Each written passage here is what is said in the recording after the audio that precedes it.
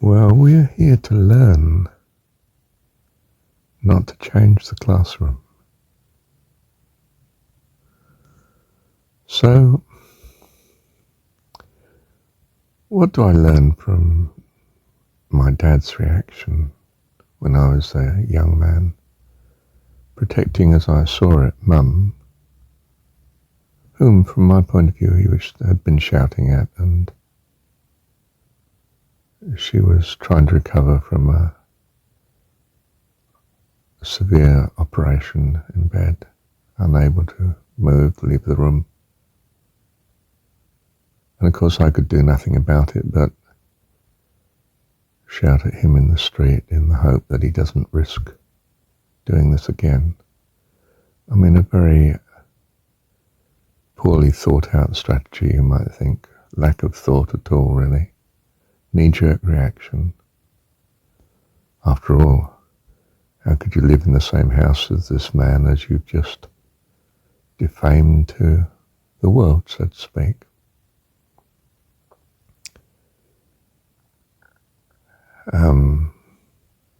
And he proceeded to take legal action against me to have me leave the home and so on.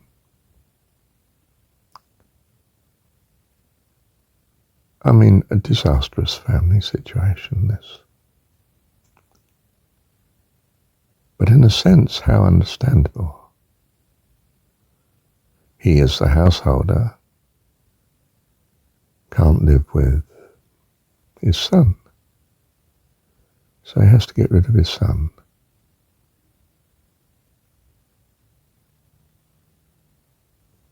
I mean, he could have walked away and just left the house to it and rotted, and it would have, not been supported financially, and everything would have turned to ruin anyway. So in a sense, he was doing what he thought was right. After a while, a few days, and Mum's reaction and so on, in seeking legal advice, he did a U-turn. After all, in some sense, things had settled down. Son was not openly hostile, just silent in the house, and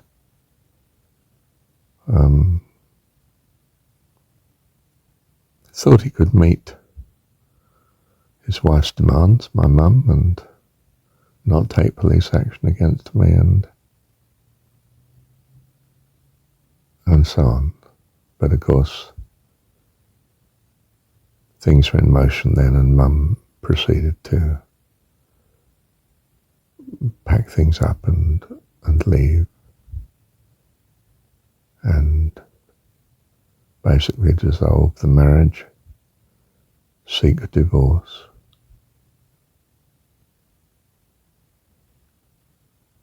So,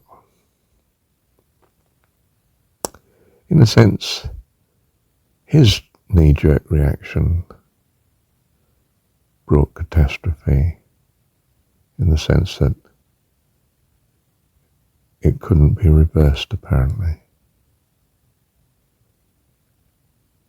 I suspect conciliatory words could have done, but perhaps that was too much for Dad. He would have lost his control position of the situation, which he felt he needed.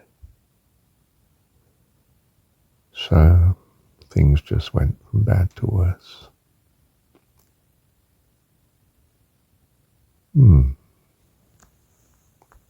What occurs to me from review of this, in the light of this chap who, in the talk I was at, which I've referred to in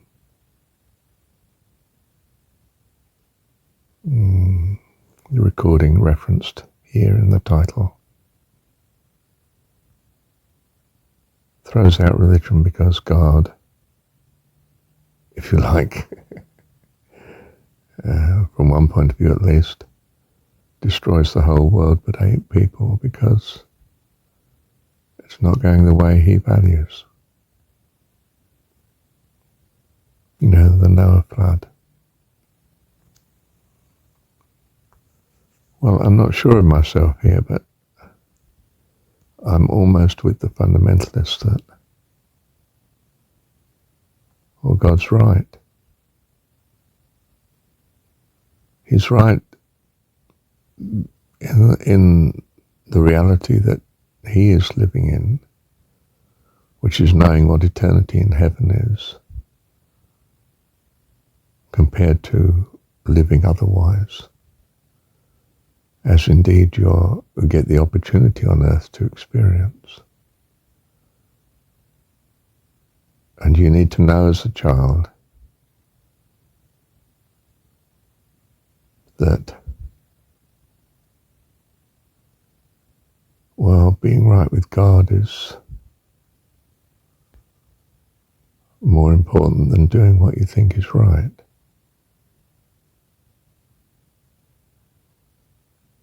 And in the story,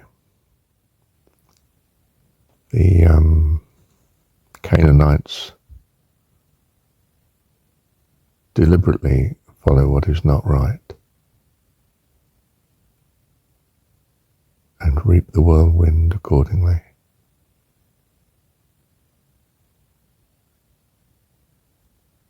You know, God is not wrong to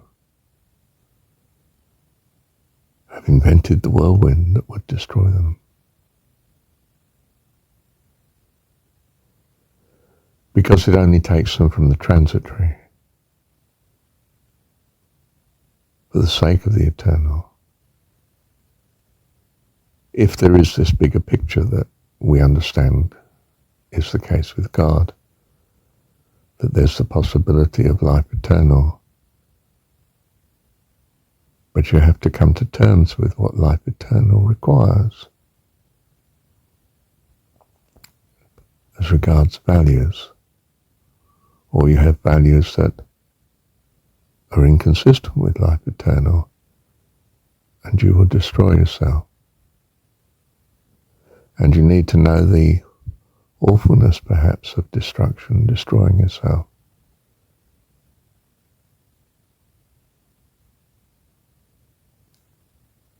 In a situation where coming to realize that still leaves you an opportunity for life eternal. Now, from the secular point of view, it doesn't. You wipe out the world and they're dead. No goodness comes from that, because you can't see heaven and you can't see the possibility of, well, whatever further opportunities God gives those that have died. You just see death, the end of all. So from your point of view as a child, you're doing what you think is right.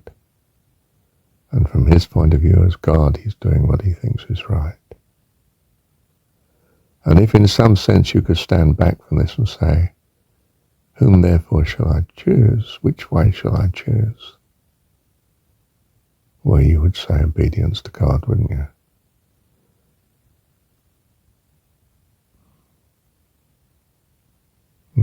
That would be the lesson, wouldn't it? The problem is, of course, do I love God if he wipes me out from this temporary existence on the earth? Well, no, I don't, in the context that I see. But if after death I then see that there is more life, perhaps the being wiped out is enough calamity to realize this is not the way to go. And God is not being horrible, but on the other hand, on the contrary rather, is teaching, even by lessons I don't understand when the lesson is being delivered. I understand now in hindsight, because he's giving me, say, another opportunity of life. You then start to get a feel for why Eastern religions have such a devotion to this notion of reincarnation, that, well, you just come back and have another shot. until you get things right.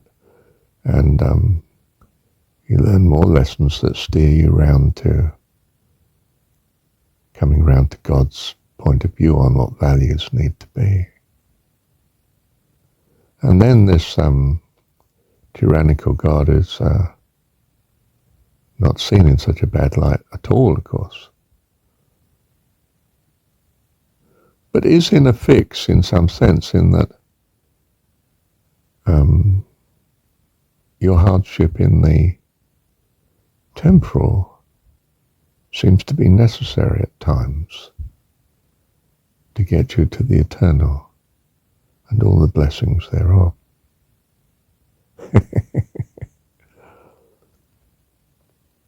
So the jury is still out from the child's rational point of view,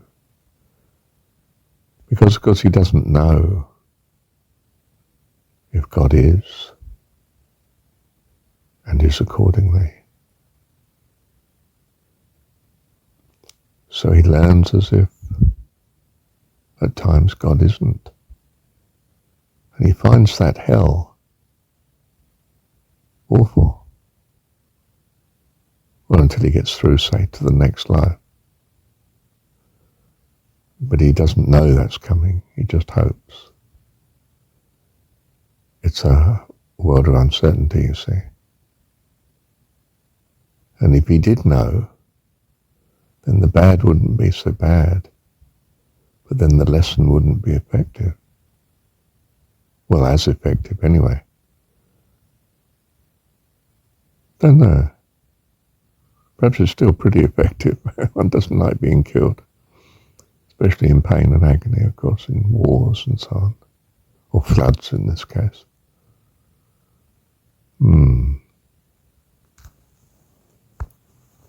What I'm saying here is that our understanding of what's right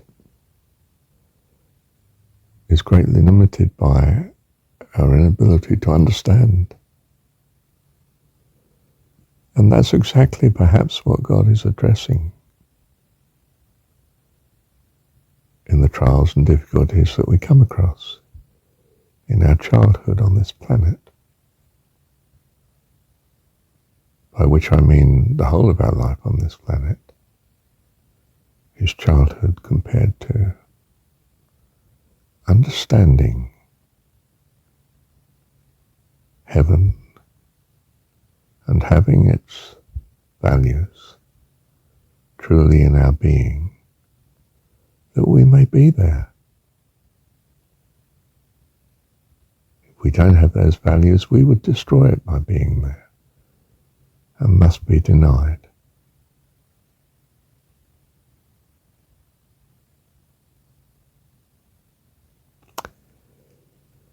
Wow. Does that mean I now swallow all religion, or any particular religion? I don't think so. I think this could be a step in the right direction as regards understanding, but not reason in itself to follow this religion or that. But to understand that bit better, what could be going on, and we don't know. For we're living in uncertainty, and we may as well trust it's for a blessing. For there seems anything but gain in trusting anything else. What do you think? Thank you, Heavenly